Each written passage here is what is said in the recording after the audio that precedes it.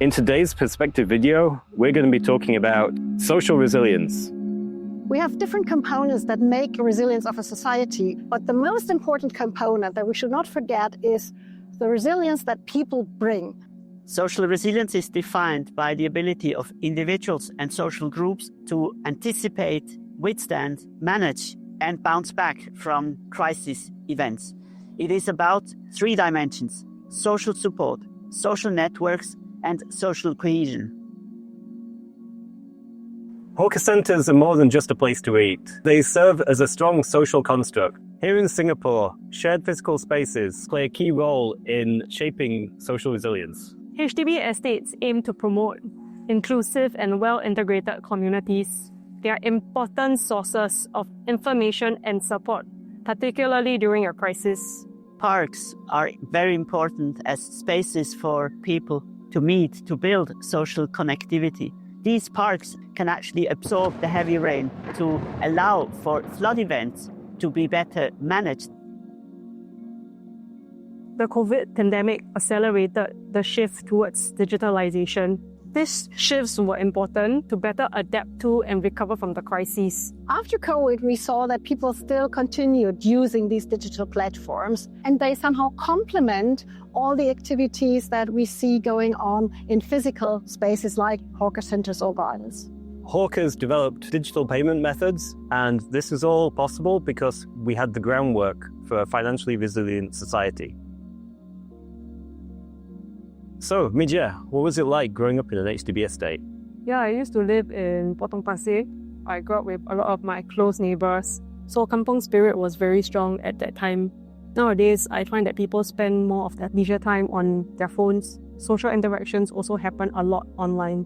So I can imagine that now it's becoming increasingly rare to have all of these different connections. You really kind of stay within a bubble, and maybe you don't get to see people from different backgrounds. The important thing about social resilience is that you have to connect to other people. We should make sure that there's a good balance between physical meeting spaces and these digital platforms.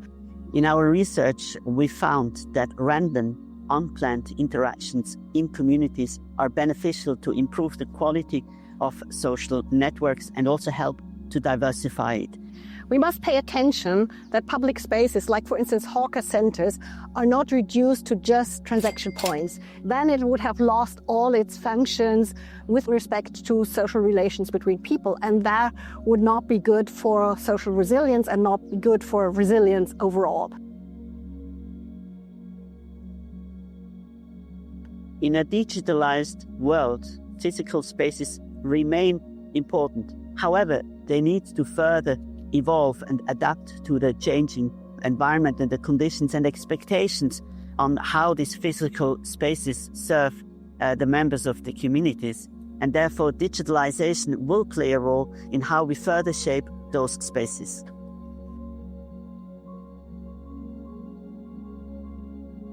It's important to know how people cope with critical situations and how they can learn to cope with critical situations.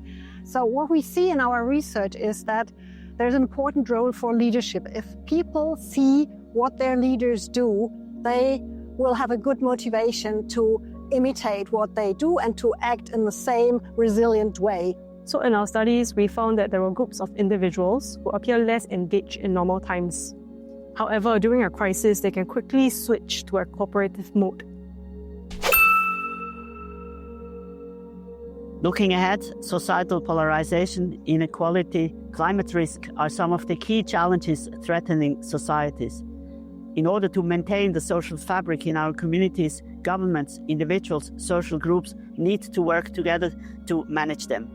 Social resilience is not just about responding to crisis, it's about fostering a culture of responsibility, cooperation, and preparedness before disruptions occur.